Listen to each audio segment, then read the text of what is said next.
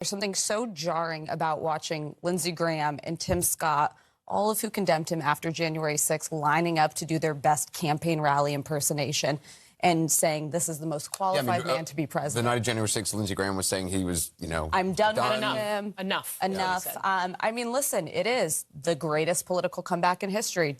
Just 3 years ago, he was done in the party, and it only took a matter of months before he came back and handily won in Nikki Haley's home state. And since Trump is not going to appoint a single person in his second administration to be a check on him, not one who could successfully do it, there are going to be no Barrs and Kellys or any of that kind of people. The only way to hold him in check is to have a constituency in the Republican Party that will punish senators and congressmen who don't push back on some of the crazy. Trump did himself harm in New Hampshire when he stood up and behaved as badly as he did in a moment of triumph, just, acting like a jerk. And I think he tried to avoid that tonight. I wouldn't mistake that for the idea that they'll all be cool if she hangs around too long. That also means the future for the Republican Party is not bright, and maybe the future for the country is not bright. You have a Republican Party now that has abandoned the border. This is what you're voting for now.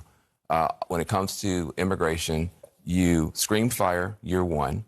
You spread the fire year two by sending immigrants all over the place. You stop the fire trucks, and then you try to run on immigration, and nobody is challenging that. You abandoned Ukraine.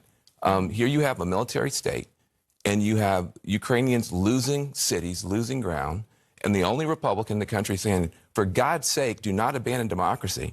For God's sake, do not abandon Ukrainians to Putin's butchers, is Nikki Haley. And she just got destroyed in a military state. Yeah. That is not just bad for Nikki Haley's future and whatever. It's bad for the Republican Party and for the United States of America. And also, do you think Biden legitimately won the 2020 election?